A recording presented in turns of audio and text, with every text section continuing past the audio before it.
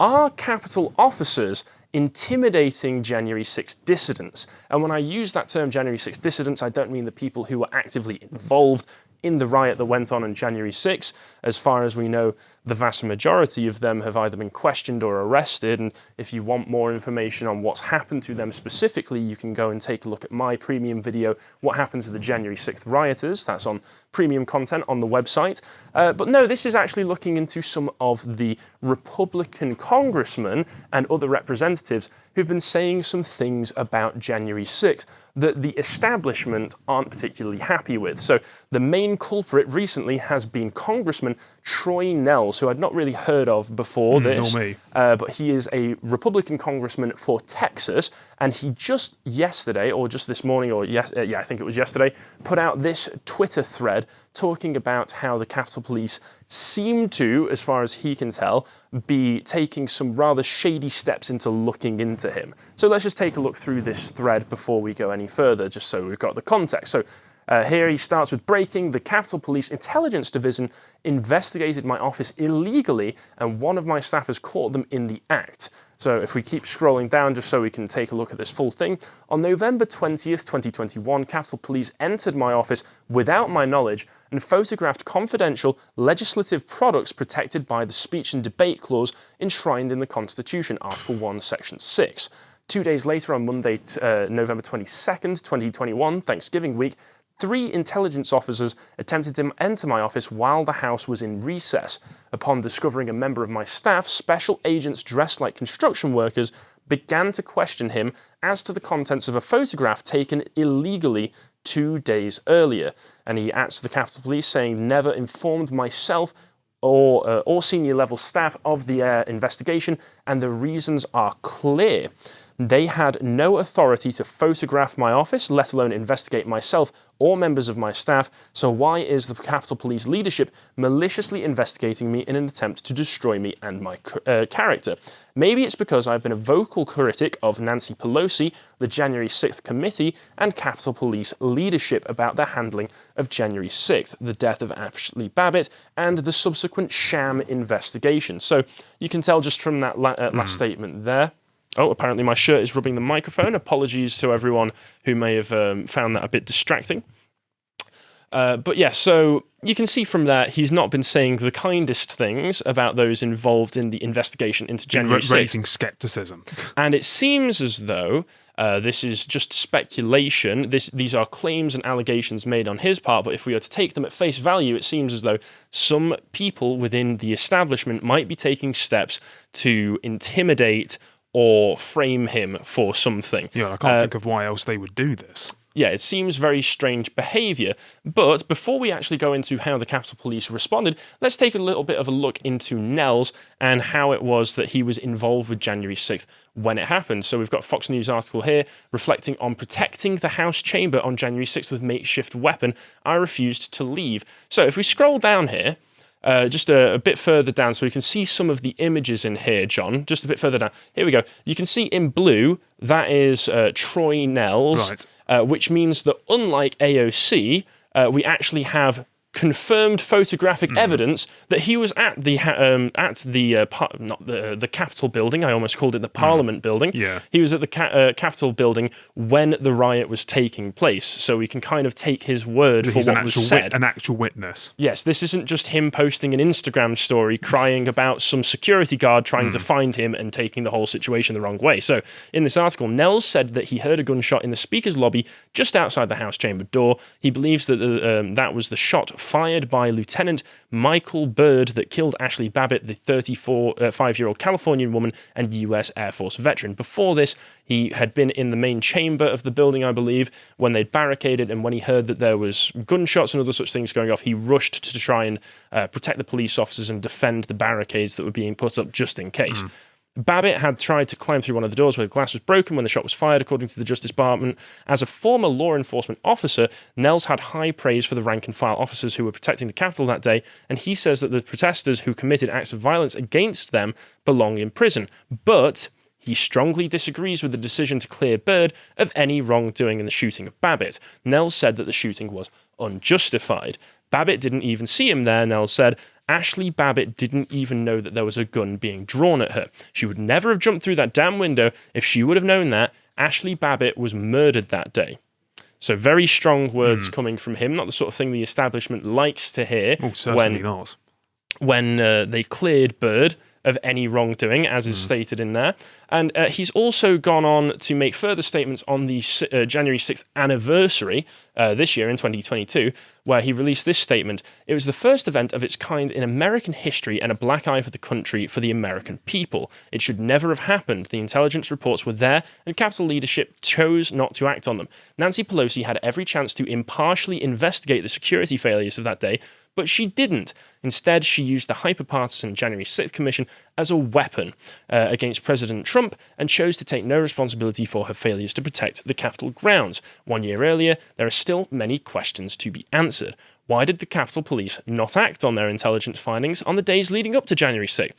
Why was the deployment of the National Guard delayed? Why has this sham of a congressional committee not investigated Ray Epps, who's a name who in recent months has been showing up more and more often because there is some very strange footage floating around of him potentially, it looks like, trying to encourage people to break into the Capitol building and start the riot.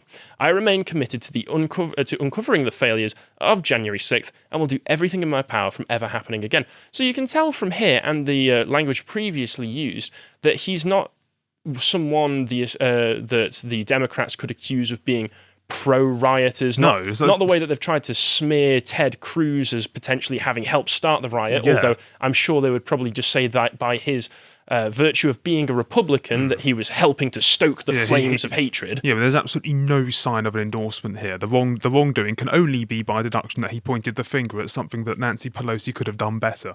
Yes, and the Capitol Police themselves. Of course. But politicians and police officers have never been known to be vindictive. But the Capitol Police released a letter responding to this. If you just click on the image so that I can take a read of this. Dear Representative Nehls, I have received your letter dated January 26, 2022. As we discussed on January 21st, while on routine building patrol at 3:35 p.m. in the Longworth building on Saturday, November 20th, Officer Kevin Diaz saw that the door to your office suite was wide open. Per our policies, he went inside to see if anyone was there. He announced his presence and entered the office. He did not see anyone inside, but did see the words body armor on a whiteboard along with the marking of an X on a rough map of the Rayburn building. Concerned that this was possibly a threat, he took a photograph of it and contacted the command center.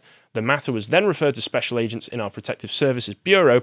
The assigned agents spoke to your staff the following Monday and received a satisfactory explanation for the writings on the whiteboard.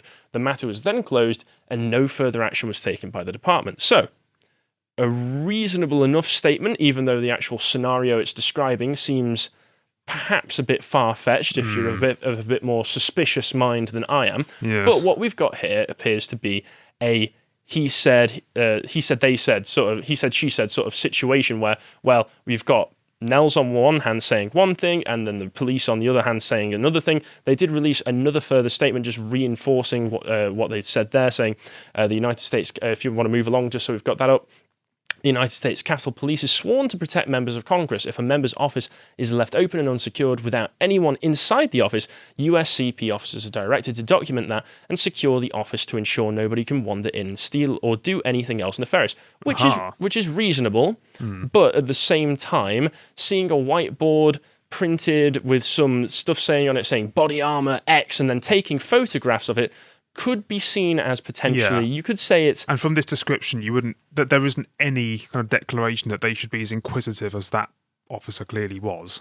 Yes, it doesn't seem that they should be taking anything into account, like, it looks as though this whiteboard has plans for world domination or another attempt to overthrow the Capitol or something. If you were adhering to this description, you would just shut the door and have done with it, most likely. Yeah, there doesn't seem to be any repudiation either to the idea that he was this officer was taking photographs of stuff that he shouldn't have been, which I believe is protected by the Constitution for the congressmen. They're not supposed to be able to have photographs taken of their legislative documents and other such things. If it's not in the Constitution, it's certainly in a law somewhere.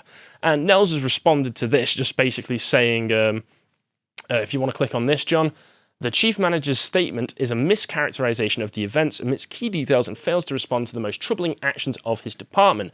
Nowhere did he mention the photograph that was taken of my constitutionally protected legislative priorities, nor did he mention the 3 agents wearing work clothes that returned to my office without advance notice for further questioning regarding the initial entry. In what world does Capitol Police leadership encourage officers to enter a member's private office, take photographs, collect evidence, dispatch intelligence agents to question staff, and then say that's not an investigation? I'm looking forward to the OIG investigation into this matter, since Capitol Police leadership cannot be relied upon to hold themselves accountable. I also respectfully asked the Capitol Police to release the photo that prompted the criminal investigation. And if we move along, we can also see that he's put it on Twitter as well, just saying, Capitol Police, release the photo. If that photo is so suspicious, then why don't they let everyone see it? I mean, if they've already cleared up that no wrongdoing was done and that the whole situation was just a one-off that wasn't supposed to be anything, why can't we just release the photograph? Yeah, and then just deflate the entire situation. Yeah, if it's so suspicious, if it really required you to take a photograph of that whiteboard with that information, why not? What's the harm? But they haven't. Because there's something to hide, clearly. Potentially, that's what it appears to be.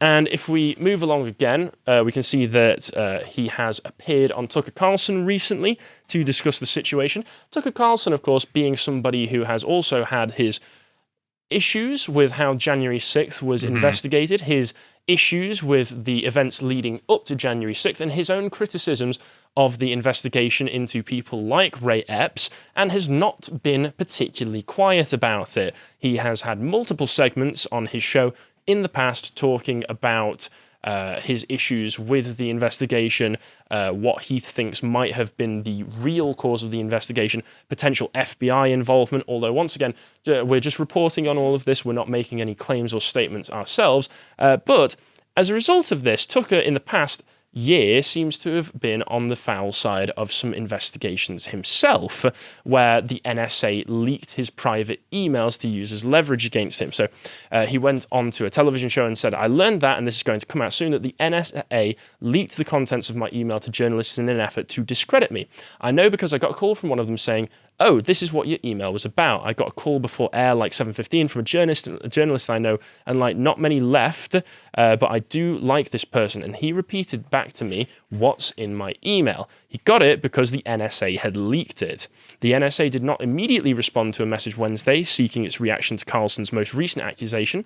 And he said last week, and this is from the article's perspective, on his Fox News program, that the NSA is monitoring our electronic communications and is planning to leak them in an attempt to take his show off air. Tucker Carlson has never been an intelligent target of the agency, and the NSA has never had any plans to try and take his program off the air, the NSA said in a rare statement issued last Tuesday. So it is not in any way a figment of my imagination, Carlson maintained. It's confirmed, it's true, they're not allowed to spy on American citizens. They are, and I think they are more ominously, they are using information they gather to put leverage and to threaten opposition journalists, people who criticize the Biden administration, and it's happening to me right now. And I think that's shocking, and I don't think we should put up with it in a free country. Quite.